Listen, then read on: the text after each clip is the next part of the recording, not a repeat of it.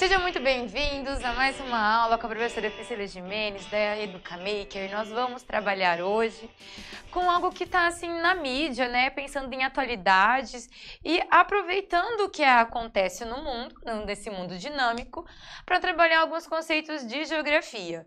Então, o que nós iremos falar hoje? Sobre Moçambique. Né? Vocês estão percebendo que ela está tendo assim um aumento na mídia, então ela está passando com mais frequência, é claro, que não com aquela frequência que se tivesse acontecido nos Estados Unidos, na França, né? Alguma coisa assim, Inglaterra, mas está. E aí tem todo um contexto, né? Um contexto geográfico de localização. Porque o que eu peço para todos, sempre, vai se falar de algum país, de alguma área, de alguma região, vamos localizar geograficamente, porque a gente tem que saber isso. E saber como? Mentalmente. Então, quando eu estiver falando sobre Moçambique, vocês têm que saber aonde ela se localiza, tá? Então, vamos pensar. Moçambique, ela está no continente africano, tá bem no sudeste da África. Então, Moçambique, essa parte em verde. E ela foi uma das principais atingidas de uma grande catástrofe ambiental, natural, né? Que foi o ciclone. O primeiro ciclone, Idai, e o segundo é Kenneth. Então, eles têm nomes diferentes, e aí a gente vai ver o porquê também, que nomes diferentes. E aí, nós temos um continente que sempre que a mídia vai passar sobre ele, sobre os países que formam, ela sempre passa catástrofes, as mazelas sociais, né, os resquícios da colonização, da exploração e que ainda acontece. Mas a gente tem que pensar também nos pontos positivos que tem o continente africano em todos os sentidos e principalmente o que está acontecendo com a população que mora em Moçambique. Aí você poderia perguntar, mas professora, é só Moçambique que foi atingido? Não. Nós tivemos também Zimbábue e Malawi. Esses são os três países mais atingidos, que mais sofreram. Mas tem todo aqui, ó, Camores, Seychelles, aquelas ilhas. Então, elas também foram atingidas pelo ciclone tropical, tá? A localização, ele em verdinho, a Moçambique, no sudeste, banhada pelo Oceano Índico, tá? Um oceano aí que vai ser mais propício para ter esses ciclones, tá bem? E quais as consequências? O que esse ciclone causou, né? Então, assim, fome, destruição, falta de água potável, falta de energia, as escolas todas destruídas. Então, eu tenho, assim, algo tenebroso para a população. E aí você tem que pensar também no contexto geopolítico, na geopolítica, o que está sendo feito por eles. Está sendo feito alguma coisa? Então, eu vou acalmar o coração de vocês e falar que sim, está sendo feito, sim. Mas é mínimo perto do que está acontecendo, do que eles estão necessitando, tá? O primeiro ciclone, que aconteceu no dia 14 de maio, então há um mês aí, pouco, ele é o ciclone Idai, tá? Ele matou mais de 700 pessoas e foram atingidas mais de 1.700.000 pessoas atingidas, desabrigadas, tá? Sem energia, então feridas também. Então, eu tive essa catástrofe. Eles nem se recuperaram direito. Já no dia 24, eu tenho o ciclone Kenneth, que deixa aí 38 mortos e um agravamento, porque já estava destruído. E aí foi lá e destruiu mais um pouco, imagina. Destruiu o pouco que eles estavam tentando construir, tá? A situação, ela é uma situação de alagamento, casas destruídas, tudo que você puder imaginar de coisa ruim acontece, porque é aí que eu vou ter uma proliferação de cólera, que mata. Então, tudo isso vai acontecendo em um país que nós sabemos que não tem que não é uma potência econômica e que não tem tantos recursos assim para reconstruir de uma forma rápida, assim como os japoneses fazem, tá? Não, longe disso aqui. Mas, ó, casas de barracões, empregos destelhados, casas todas destruídas. Então, a gente vai ver, ó, a água, a sujeira dessa água, né? que vai desencadear muita coisa até ela evaporar ou os rios que subiram voltar ao seu nível normal. Só que aí vem outro um mês e pouco depois e ajuda a agravar tudo isso. Então, o que estava se normalizando piora.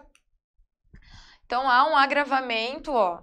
Eles recebem ajuda humanitária, principalmente da ONU, tá? A ONU ela tem uma importância mundial muito grande no cenário, principalmente de humanidade, assim, ela tenta trabalhar essas questões. Tem várias aulas que eu explico como ela surgiu, gravadas, então vamos também assistir para você não ficar fora disso. Então, aqui elas na fila para receber ajuda humanitária. O que é isso? 1 quilo de feijão, arroz, leite ou farinha. São coisas básicas para a pessoa sobreviver. É de sobrevivência mesmo. Não é de extrapolar isso, tá? Quem está sendo mais vulnerável nessa situação? As mulheres sempre, né? Quando eu vou falar de imigração clandestina e tudo, quais são os grupos mais vulneráveis? Mulheres e crianças. As mulheres primeiro. E aí você, ao ler vários jornais de cunho internacional, o País principalmente, você percebe que nessa semana sai uma notícia dizendo que as mulheres, elas estão sujeitas a abusos, que as pessoas que estão lá naqueles vilarejos mais distantes, que são líderes daqueles vilarejos, que receberam comida, estão trocando essa comida por vantagens, principalmente as sexuais. E o que você faz se você está passando fome e os seus filhos também? Então, essa situação está muito grave lá acontecendo, mulheres se queixando disso. A pessoa que mais foi citada nos jornais já tem casos de denúncias de abuso antes disso. Então, você percebe que é verídico. Para colocar o nome da lista, para receber alimento, tá? O cara... Você tem que fazer algum favor aí no cunho sexual, sendo mulher. E percebam que até na fila, a maioria são mulheres. Então, são mulheres que estão lá tentando lutar para manter o mínimo de dignidade da sua família, que é o provento alimentício. Então, é uma situação muito grave, tá? Mas aí você pega a geografia, além do cunho social, político, aí você pensa assim, mas como que eu posso usar isso daí para o meu teste, para o meu vestibular, para o meu Enem? Então você tem que entender como funciona um ciclone, tá? Normalmente as imagens de satélite, ela mostra que ele tem um olho, tá? Ele chama de olho, e toda uma barragem de nuvem em cima dela que gira. Que gira em qual sentido? Se for no hemisfério norte, no sentido anti-horário, no hemisfério sul, sentido horário do relógio, tá? Como que foi chegando? Olha, essa imagem aqui, ela foi do último ciclone que teve, o Kenneth, tá? Em que ele se formou e a intensidade que ele ia chegar nessa área, na parte sul de Moçambique, tá certo? Então, ó, ele vai pegando toda a umidade que tá próximo, então ele leva chuvas e ventos muito fortes, rajadas de ventos a mais de 200 km por hora, de destelhar tudo. E o que é um ciclone, né? É um fenômeno atmosférico, então envolve o ar, gente, em que os ventos começam a girar em círculos, como eu disse, se for no hemisfério norte, no sentido anti-horário, no hemisfério sul, horário, então em círculos. E no centro existe uma zona de baixa pressão, então uma alta pressão em volta e no olho uma baixa pressão, uma baixa temperatura. Então, quente e úmido fora e mais frio, né, com menos temperatura dentro. E a estrutura de um ciclone. Então, eu vou ter aqui, ó, a nuvem, a principal nuvem que causa é a cumulonimbus, tá? Ela forma uma muralha na parte de cima, por isso que pelas imagens de satélite nós vemos aquela abrangência como se fosse um guarda-chuva aberto, tá bem? Tem a coluna que ascende em espiral, que ela tem alta pressão, e a baixa pressão que vai formando no olho, ó, que vai formando o olho dele. E os ventos chegam até, eles variam de 200 a 400 km por hora. Gente, isso é de levar tudo mesmo, tá? A estrutura. Nós temos o ciclone extratropical, o subtropical e o tropical. Então, assim, a diferença entre eles é mínima, olha só. No extratropical, a água quente ou fria na superfície, o ar frio em níveis médios e elevados. No subtropical, água quente, ela sempre será quente em superfície, tá? Com ar quente, em níveis médios também. E no tropical, que é o que aconteceu em Moçambique, e assim, a Agência de Meteorologia Mundial, ela disse que eles não estão livres disso até o mês de maio. Então, provavelmente ainda terão mais alguns, porque todos os estudos meteorológicos mostram que pode se formar mais ciclone tropical. Se é tropical, próximo da linha do Equador, então é mais fácil acontecer isso. No subtropical já vai para linha abaixo do trópico, né? Então, ou de Capricórnio ou Câncer. Então, eu tenho essas separações. E no tropical é aquilo, água quente em superfície, água quente em níveis médios e elevados na atmosfera.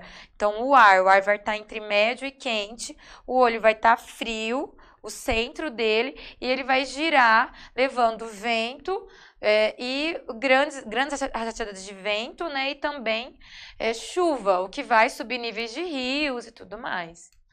Tá? E qual a diferença entre furacão, ciclone ou tufão? Tipo, não são a mesma coisa?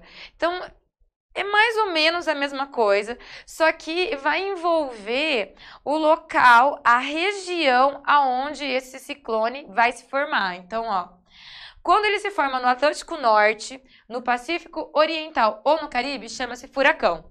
Ah, o furacão Katrina, o furacão... que a gente sempre ouve, porque os Estados Unidos é rota, né, de furacões, então a gente sempre está ouvindo. No Pacífico Norte Ocidental, os furacões são chamados de tufões. As tempestades similares que ocorrem no oceano, principalmente o Pacífico e o Índico, são chamados de ciclone. Então, o Moçambique é banhado pelo Oceano Índico, toda a costa oriental da África, né? Então, é comum acontecer esses ciclones.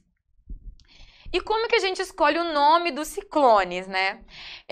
Para evitar a confusão, os primeiros meteorologistas que estudavam o tempo, eles acharam mais fácil colocar o nome de pessoas. Há umas más línguas aí que diz que eram todos nomes de mulheres, porque mulher só causa desgraça na nossa vida. Mentira isso, tá? Ele é alternado entre nomes masculinos e femininos. Ok? Então, esse negocinho aí de, é porque é mulher e destrói tudo por onde passa. Tudo mentira, ok? Então, vocês entenderam. Usa o nome de pessoas, porque é mais fácil da gente relacionar nomes de humanos. E eles alternam em ordem alfabética. Então, o primeiro ciclone vai ser Amanda, o segundo vai ser Benedito. Então, eles fazem em ordem alfabética, eles fazem uma lista por ano. E a cada 6 anos você pode repetir o nome de algum. Então, às vezes, pode ter mais um tufão Idai aí acontecendo, um ciclone também, né? Altera-se. Os nomes, eles são diferentes dependendo da região. Então, vai ter familiaridade com a região onde ele ocorre, tá bem? As listas, elas são recicladas a cada 6 anos. Então, os nomes que foram usados há 6 anos atrás podem ser usados agora também. Mas, professora, Moçambique só é desgraceira? Não, tá? Moçambique tem um plano até 2025 de turismo, de faturar mais de 93 bilhões de dólares com o turismo. É claro que toda essa situação agora agravou muito, né, para que eles consigam atingir esse ponto, mas as belezas naturais são, assim, imperdíveis e maravilhosas. Então, antes do desastre, é isso que eu tento mostrar, que não é só coisa ruim que tem na África, tá? No continente africano. Não, tem muita coisa linda, como em qualquer outro país, tem coisas boas, coisas ruins. É claro que lá, para o passado de colonização, de escravidão, um passado não tão distante assim, tá? Então tem todo um processo, eles estão começando, são países que estão engatinhando ainda na economia mundial, na educação, na organização político-administrativa, então tem que pensar tudo isso, tá? Olha que paisagem mais linda. Você poderia falar assim, ah, é no Caribe. Não, não é, tá? É na África, em Moçambique. Outra, olha a visão, o litoral, um típico litoral de um país, né, subdesenvolvido tropical. Então, cheio de prédios, lembra muito Copacabana, Rio de Janeiro, tá? O mar aqui só não lembra tanto porque o mar tá mais limpinho, né? Tá mais assim visível, mais transparente. Então a gente tem menos pessoas ali, mas percebam, há piscinas nos prédios, nos apartamentos também. Então, tem toda essa valorização. Tem rico lá também, tem muito pobre, tem meia boca, tem classe média, tem tudo, igual aqui.